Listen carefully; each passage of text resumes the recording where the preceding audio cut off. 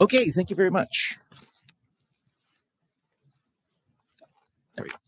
Hi there. Thank you very much. Very glad to be here. I'm one of those artists who stumbled into this event, and I'm very interested to see if this has any intersection with the world of semantics. I'm a visual artist, but currently I'm actually working on a book. So what I'm going to do today is actually give you a little excerpt from one of the chapters of a book that I call The 9 Lives of Schrodinger's Cat.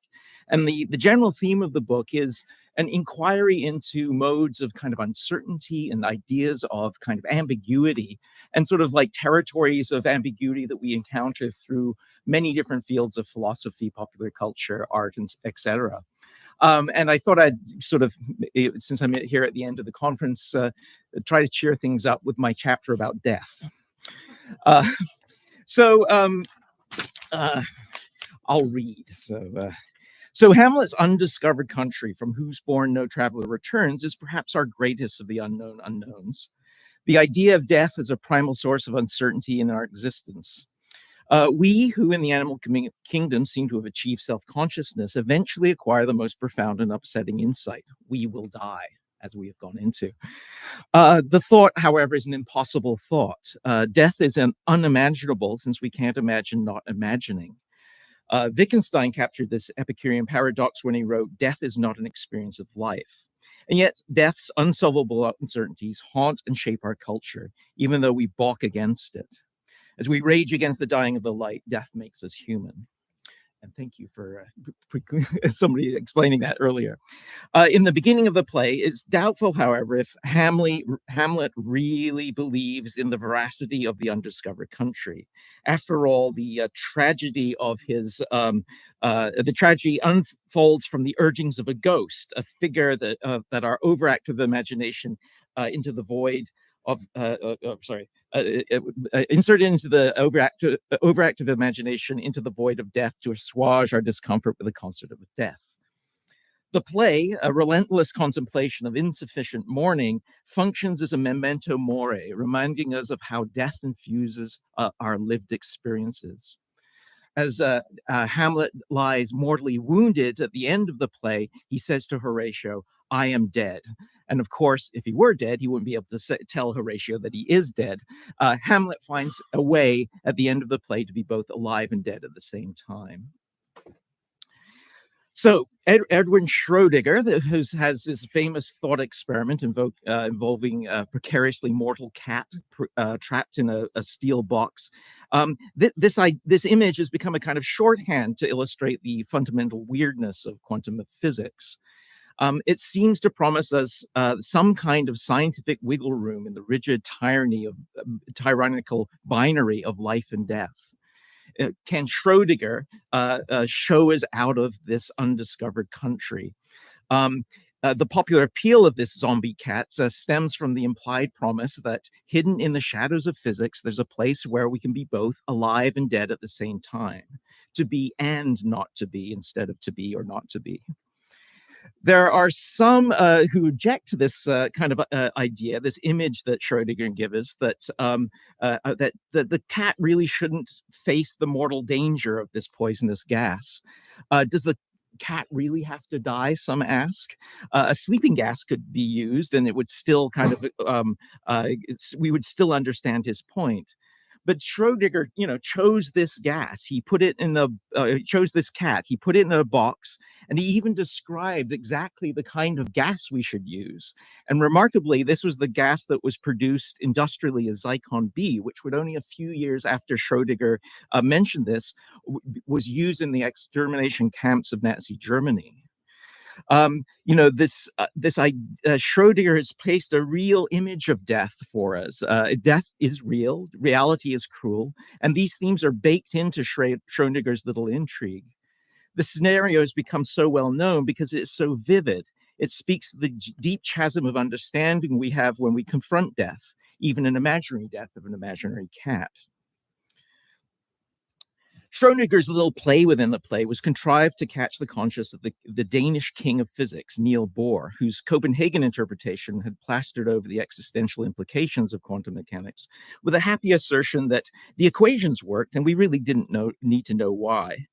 Schrodinger's own wave function that became the most successful physics equation of all time, um, it worked incredibly well. Bohr's principle of complementarity states that it's simply impossible to know why the equation, what is going on, essentially. Bohr had created a beautiful little machine trapped in a theoretical black box that accurately predicted the seemingly random results of this new physics. And he didn't seem particularly troubled that we weren't ever going to get a little look in.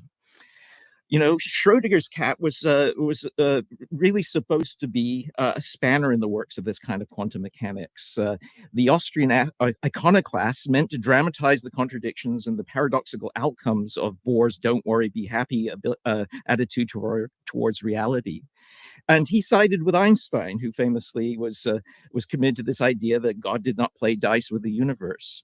Schrodinger wanted to question the non-deterministic underpinnings of the Copenhagen interpretation, Heisenberg's uncertainty principle, the Born rule, etc. For most physicists, my father's a physicist and he confirmed this for me. He says, as long as Bohr's little machine kept working, there really didn't seem any urgency to understand why. I think what they're skirting, though, is the incredible provocation of death.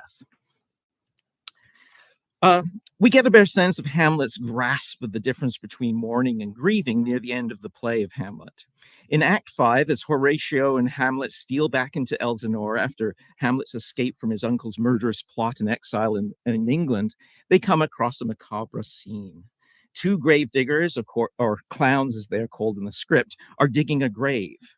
Their banter provides the brief comedic respite in this relentlessly dark play.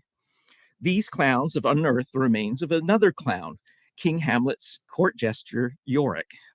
When Hamlet is told the identity of the faceless skull, we see a different side of him. Alas, poor Yorick, I knew him well, Horatio, a fellow of infinite jest.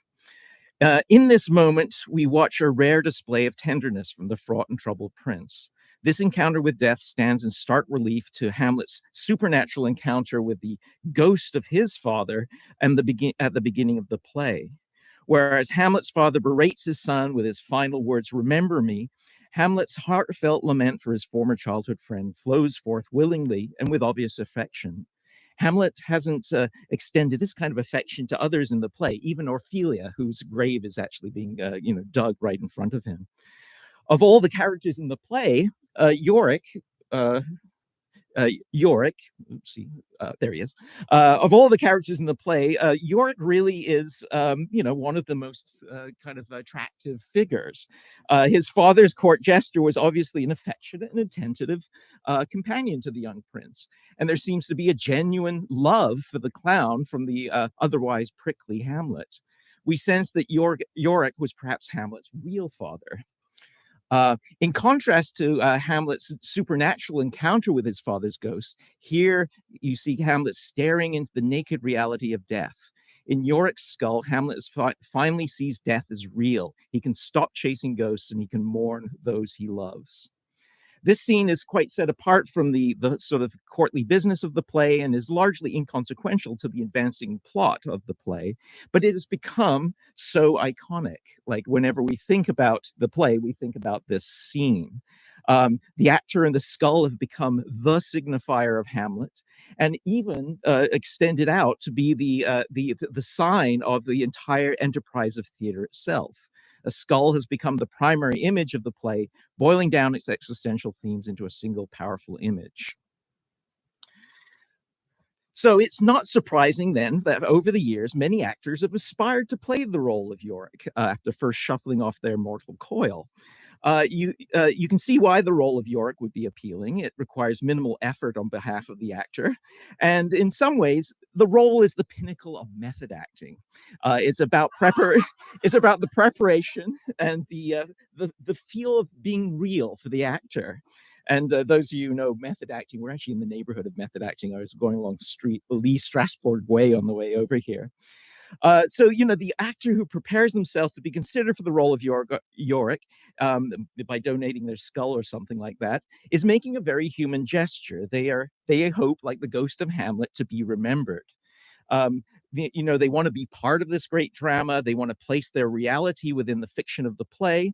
And as Hamlet's final words to Horatio, the last survivor of the compounded tragedy that follows in the next scene of the play, urges them to tell his story. So Hamlet really is his father's son in that way. So this is John Pop Reed. He worked as a stagehand at the Walnut Street Theater in Philadelphia for years, and he asked after his death that his skull be preserved and used as the skull of Yorick for productions of Hamlet. This was the Polish pianist and composer Andrzej Tchaikovsky, similarly bequeathed his skull to the Royal Shakespeare Company in 1982. Many of the actors, however, were very uncomfortable using it, but finally in 2008, David the Tennant performed with the skull when he played Hamlet. And unfortunately, other actors have aspired to play this part, but failed to land it. So this is the influential improvisational guru, Del Close, who bequeathed his skull to the Goodman Theater in Chicago, but at the last minute, his executors couldn't find anybody to actually remove the skull, and so they tried to kind of substitute a fake skull that people eventually recognized as being not his, and that was a kind of a scandal and so on. And then tragically, the case of Jonathan Hartman, who had a lifelong dream of acting at the Royal Shakespeare Company, and when he passed away, he had donated his skull, but in 1985 they didn't accept it. So rather unfortunately. So the earliest occurrence of this idea of Yorick being premeditatedly cast to play the part happened in the early 1800s, when the famed Shakespearean actor Junius Brutus Booth found himself sharing a jail cell with a condemned man after being arrested for brawling. They struck up a friendship, and later the man implored his executors to send his skull to the famous actor so that it could be used in Hamlet after he was hanged. That skull was handed down to Junius's son, Edwin Booth, widely considered the greatest Prince Hamlet of the 19th century. And it's now kept here oops, sorry, this is skipping around a little bit.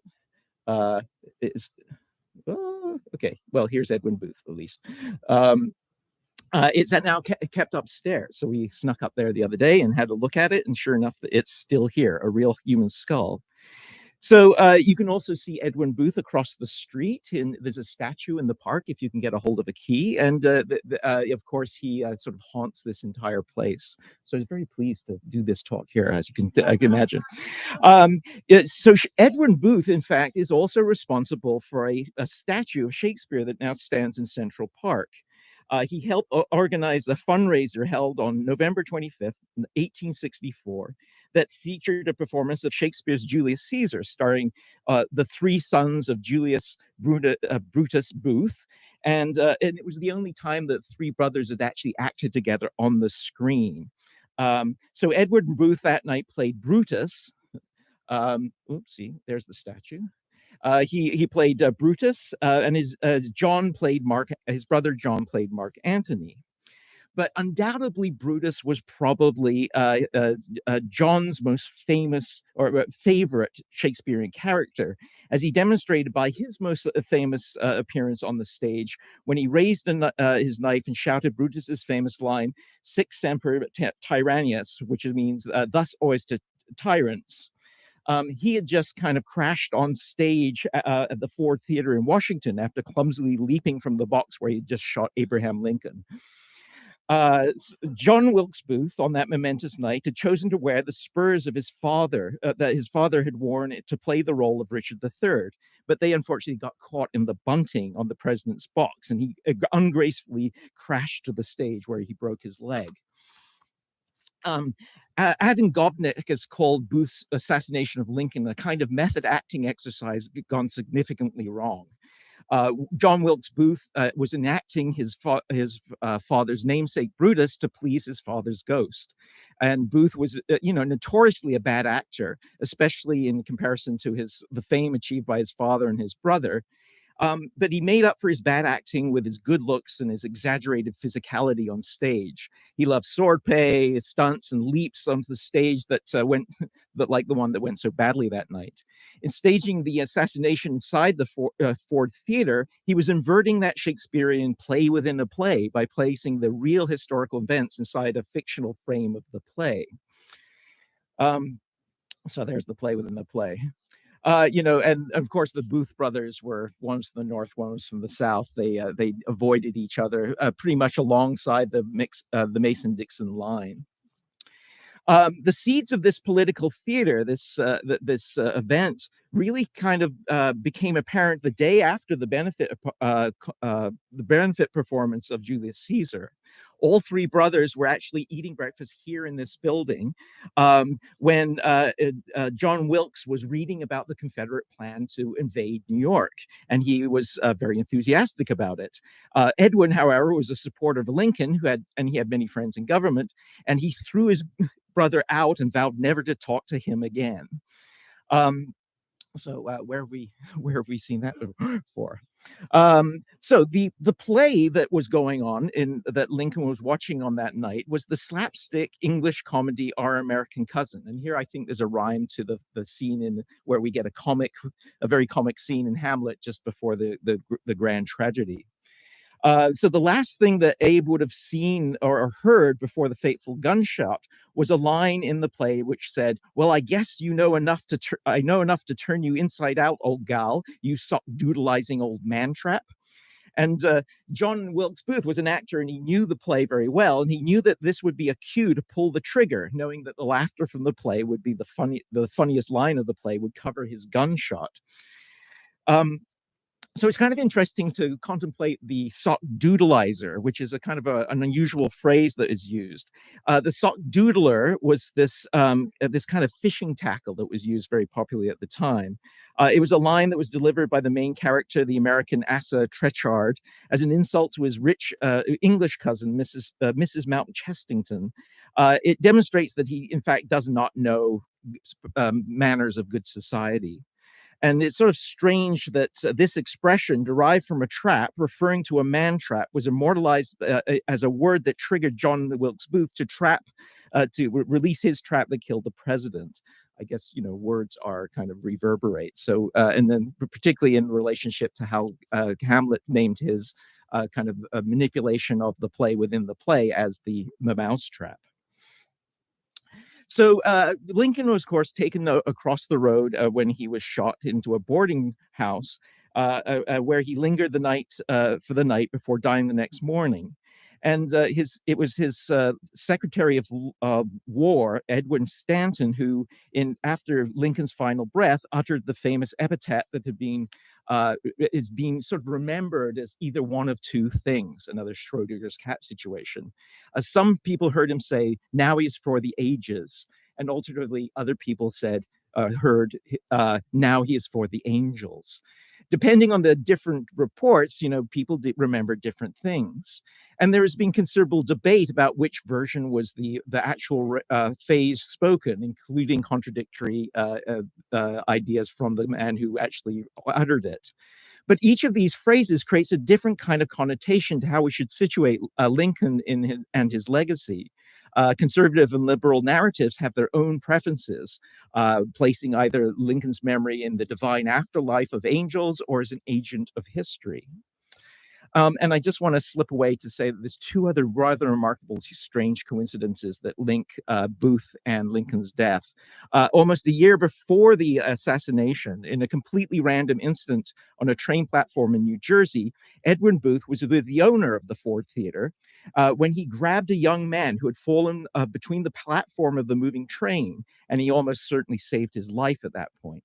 The young man, recognizing the famous actor, called him by name.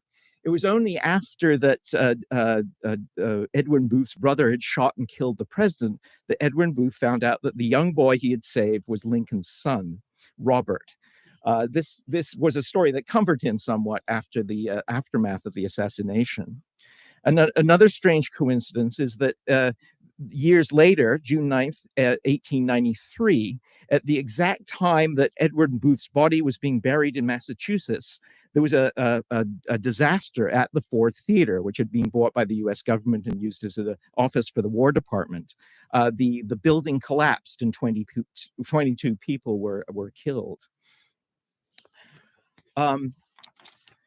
So I'm one who is attracted to these strange coincidences as a narrative device. Maybe that I'm not sure where semantics kind of ends up with that.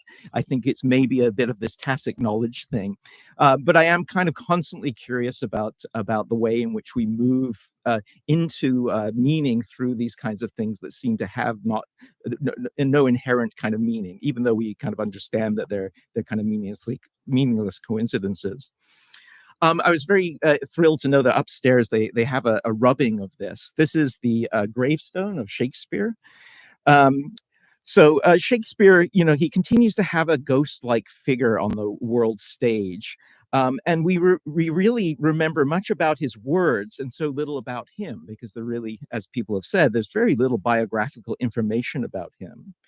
The ghost's final words in Hamlet, the "Remember me," they would have been whispered from underneath the stage, probably by the actor Shakespeare himself, because that he would play the king's ghost in the first stagings of Hamlet. But one piece of writing that we can probably attribute to Shakespeare, the one that was related, probably written by him for his grave, is this: the epitaph on his grave, which reads, "Good friend, and Jesus taken forbear, to dig the dust enclosed here. Blessed be the man who spares these stones, and cursed be he that moves his bones." So you can kind of glean his attitude to maybe his participation as this gull of Yorick in the future productions. Unfortunately, X-rays of the grave have confirmed the rumors that his skull has in fact been stolen.